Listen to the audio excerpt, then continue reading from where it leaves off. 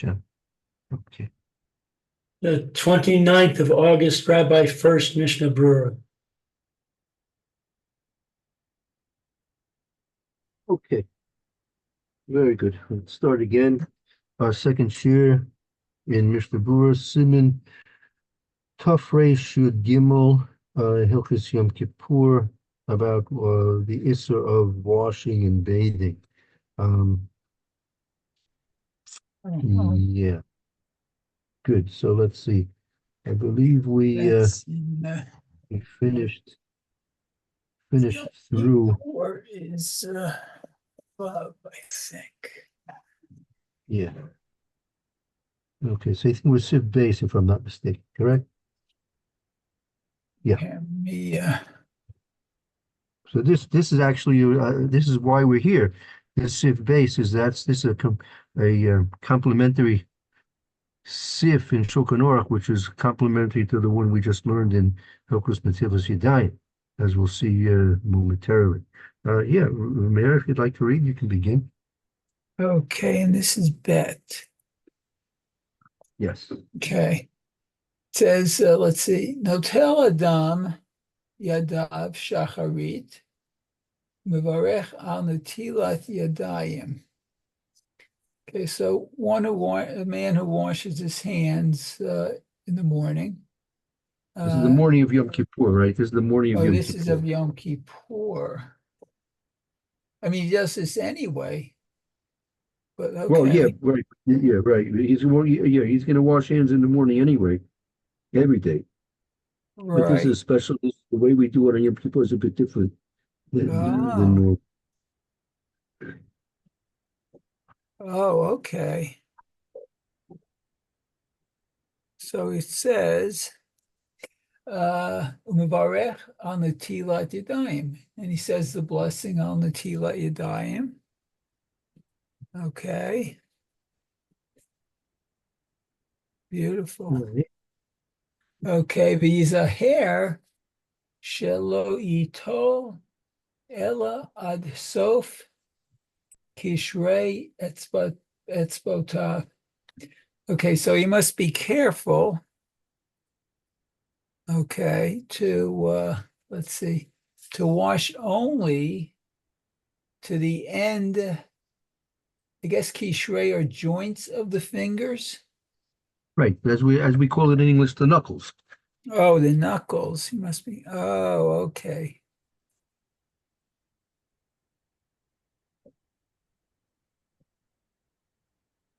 Oh,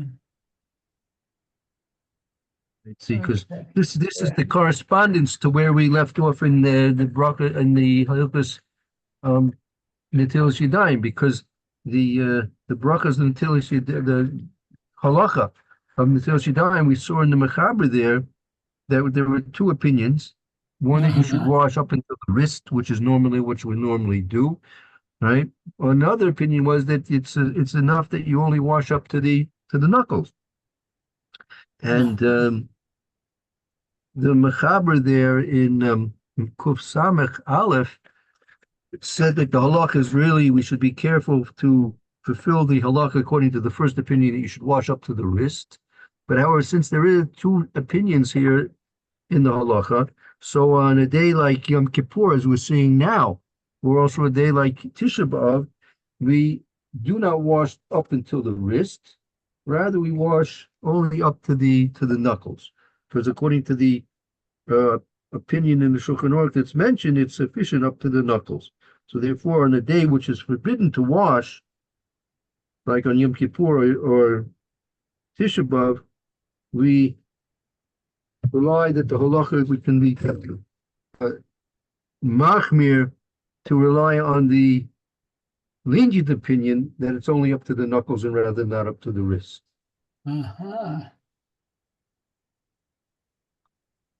Okay. So then let's see. It says lo yikavein lahanaat rechitza. Okay, so you should not be thinking about, I guess, enjoyment of the washing. Rak laha'avir haruach ra'ah Me'al hayadayim, but only of removing the I guess the evil spirit from the hands. Oh, Right. okay. That's the intention you should have. When you wash on Yom Kippur, in the morning, you should be washing not because you want the pleasure of the washing of the hands, but rather the removal of the ruach ra. Oh, okay.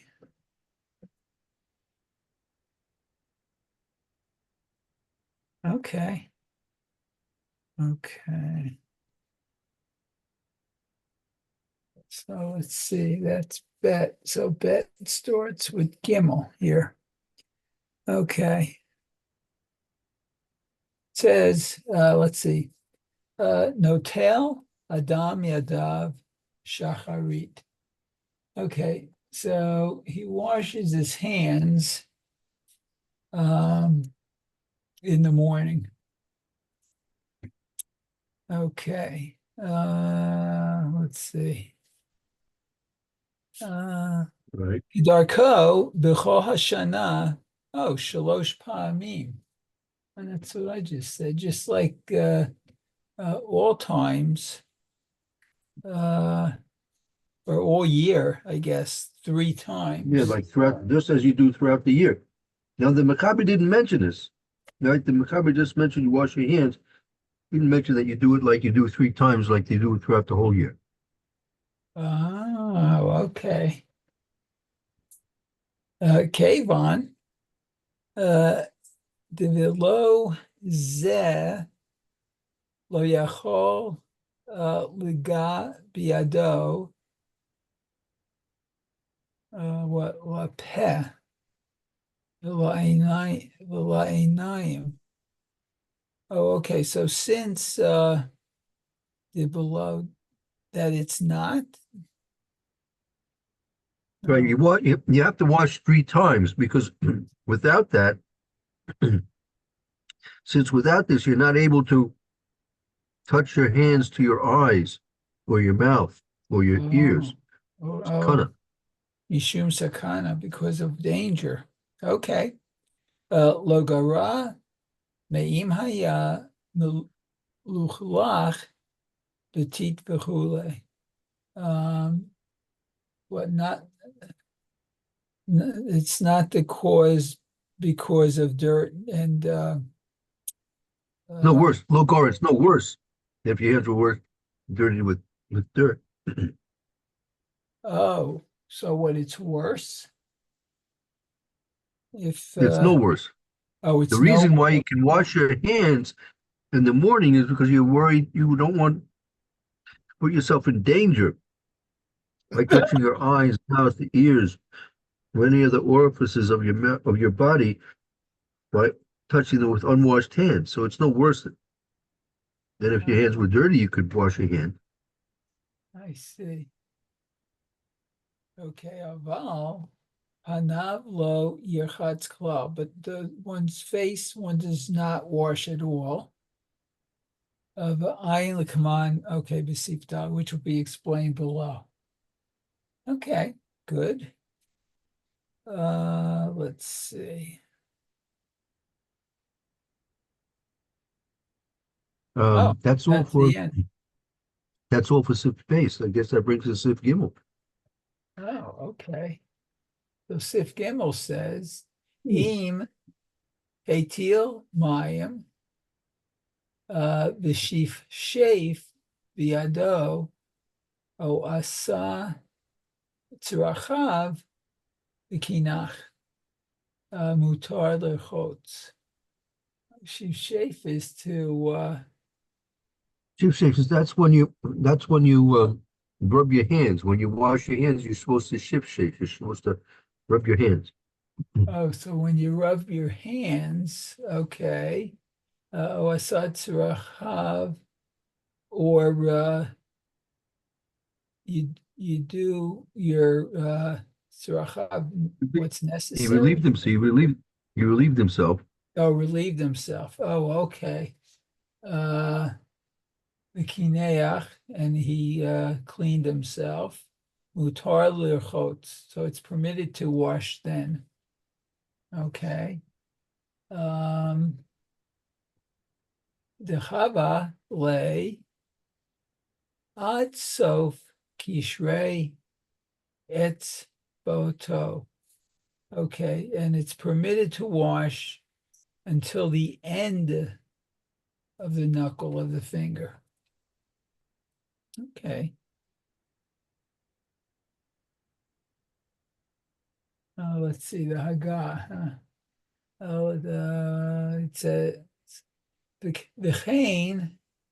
Oh, Kohen ha'oleh leduchan. Oh, and so when a Kohen goes up to Duchan, There Notel you go, Rabbi. Yadav. Yeah, I'm familiar with that. Notel Right. Yadav afal pi shehem tehorot. Okay, he washes his hands. Afal pi. What therefore? To Even though, even though they are pure, tehorot. Okay, the whole rove rechitza, that all of the majority of it is washed. Sheino mekavein ba l'tanug muteret. Okay, but you don't think of have intention for the pleasure. Don't have enjoyment. intention for the pleasure of the washing. Okay. V'lachein afilu ba min haderek the raglav kechot mutar l'rachsan. Okay, and so filu, even if he comes from the way, the path, and his his legs, his feet, kahot, I guess, are dirty. Well, no, kohot, they're like like Sweaty? swelling. You know, a person Swell. is like they don't forget they didn't have such um, sophisticated shoes as we do. So, like when people would be walking long distances, it was very likely that their feet would swell and be in need of a good soaking. Yeah. Oh, okay. So that would get rid of that. Okay. So let's go to, let's see, that was Gimel. Okay, v'shishef biyado o asar tzracha v'kineach. Okay. Oh, yeah. So let's see this here. So this is where he shakes his hands, I guess the water off his hands, and he relieves himself and does what he has to do, his needs. Okay. Right. Milashon zeh mashma de'im lo kinach b'gedolim. Oh, so from this phraseology, Lashon, from this phraseology, it's can be implied That he doesn't. Lo kiniach b'gedolim, lo shivshuv b'katanim asur lo l'rachotz. That from this phraseology of the Mechaber, we can imply that if a person didn't clean himself for gedolim, nor shivshuv, he didn't rub his hands for katanim. See, shivshuv meaning is when you rub, and usually what they would do, if they would urinate, sometimes little driplets of urine would fall on their clothes or on their shoes. So they wanted to rub off the little driplets of urine from their shoes or from their clothes. So that's called shifshif in this context over here.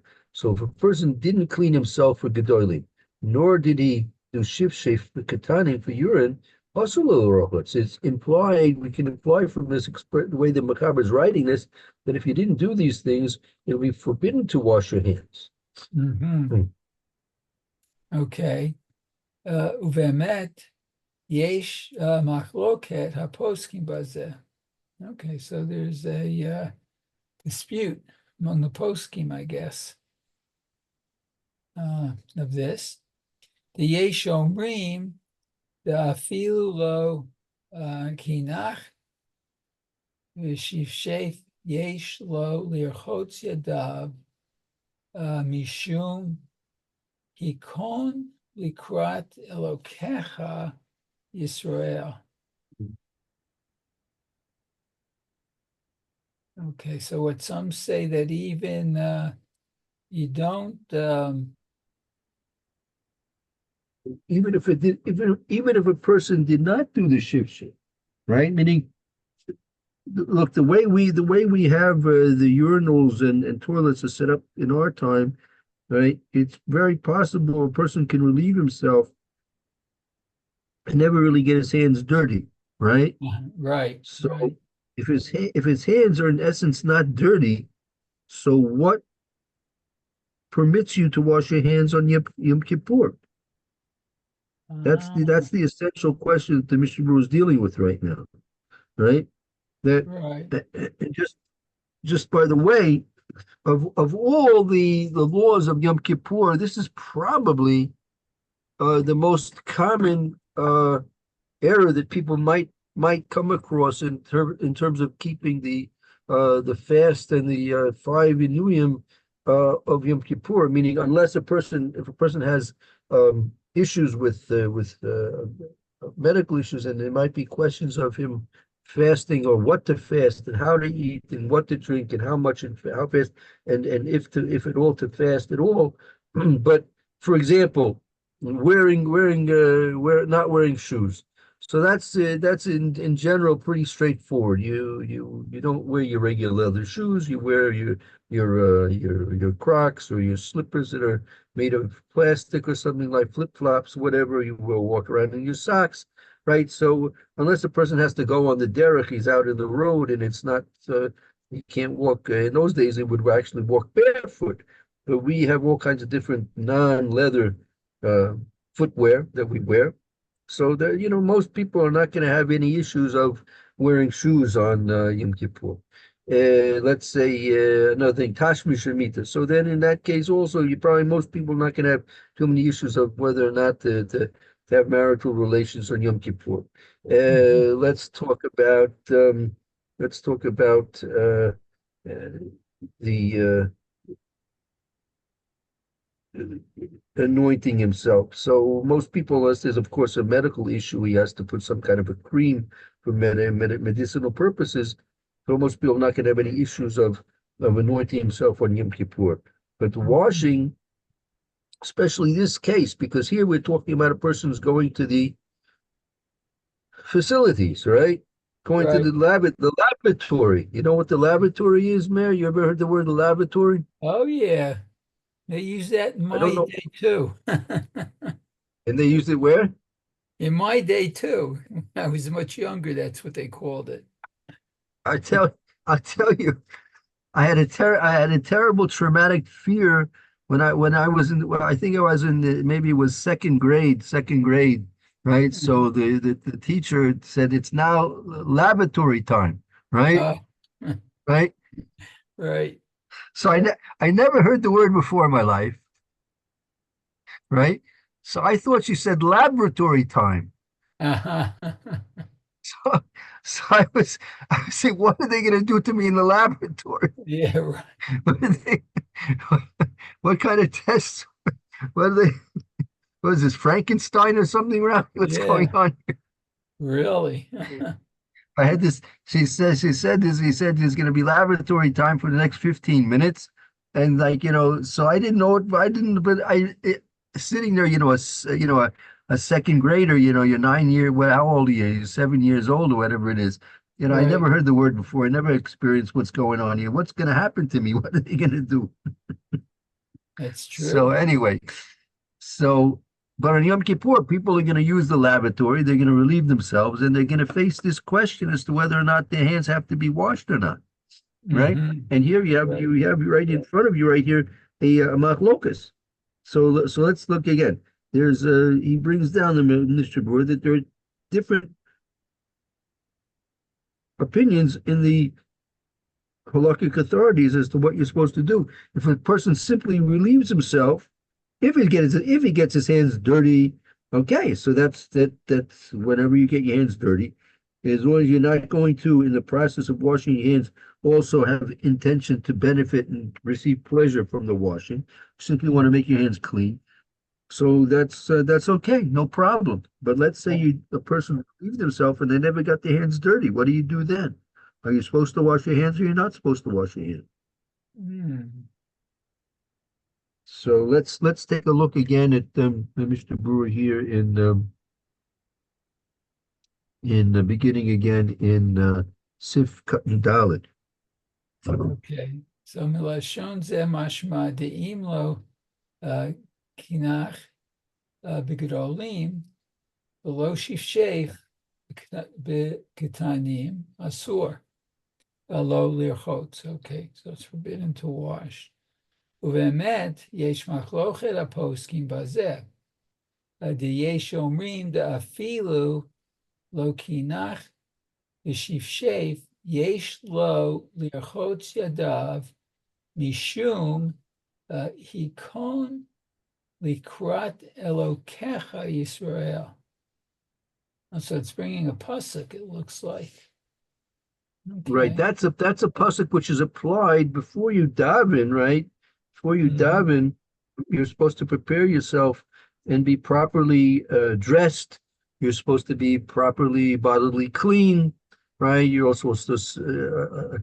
It means literally you should prepare yourself to meet your God. You Jewish people, you should prepare yourself, meaning be prepared to meet a Kadosh Baruch Hu, so to speak. Meaning in mind, in body, and in clothes. You should be prepared that you're going to meet the King of Kings, Kadosh Baruch Hu. Okay, because let's see, Dechad tzarik levarech asher yatzar. So you have to say the blessing asher yatzar. Right. So saying that bracha yasir, that itself could possibly require yourself to wash your hands. Mm-hmm. Okay, v'achein hiskimu achronim dinachon l'hatchila l'kaneach l'shifshef k'dei l'hotzi nafshei mipuglat mipulugta.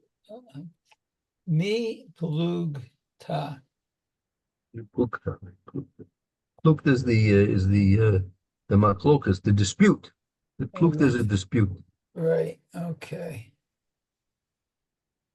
So therefore, the acronym would agree that it's correct initially to kaneach. You should shift with the meaning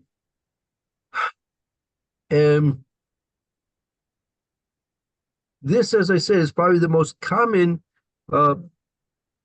issue that people have in all of Yom Kippur. That since you have this dispute as to whether or not you can wash your hands, even if your hands have been absolutely clean. Let's say you used the facilities, you went to the laboratory, and you wore gloves. So your hands are absolutely, completely clean. Absolutely no question whatsoever, right? Are your hands clean? Nevertheless, there's still opinions that say since you use the facilities, you are, in terms of your preparation to say a bracha, Asher Yotzer, you should still wash your hands for that fact in and of itself. So therefore, because there's that machlokas, Mr. Brewer is recommending here that a person should intentionally do shifshef, intentionally menakaneach, meaning he should not try and keep his hands clean.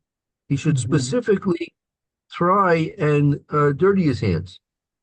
So So again, if it turns out that a person's making gedolim, he's sitting on the toilet making gedolim, so his hands are going to be touching. In general, his hands will be touching places which are mechusa, right? His thighs, his buttocks, his hands will be touching those areas, Right. and that itself alone should require that he washes his hands. Again, when he's washing his hands for this, we'll see he just washes his hands one time on each hand up to the knuckles, and that's sufficient. That's sufficient, right? Um, Right. so if he's going to use the facilities for gedolim, it's not so difficult to assume your hands are requiring a washing. However, urination is a little bit more difficult because urination, which is going to stand up by the toilet, stand up by the urinal, not necessarily will he be touching anything that requires him to wash his hands. So therefore, Right. it's recommended, as the Mishna says, to do shif, and shif is basically to make sure to rub your hands over your trousers, whatever, to make sure there's no driplets of urine on the trousers, which could happen. Sometimes it spritzes out a little bit here and there and makes these little driplets here and there. So by rubbing your trousers down to make sure there's no driplets there, that's efficiently considered that you've dirtied your hands, and that'll give you a permissibility to wash your hands on the day of Yom Kippur. Uh-huh. Right. Okay, so I guess that's our time now. Yeah, looks like we hit time. Yeah, we did Okay. hit time. So let's see. Thank you, Mayor. That was very good. Okay. Yeah, tomorrow, Erev Shabbos, if you like, we can join anyone who's able to join for Erev Shabbos, 9:30 tomorrow, Minetta. And until then, if not, Yom Rishon, we'll continue on with the Maral Okay. and continue on with the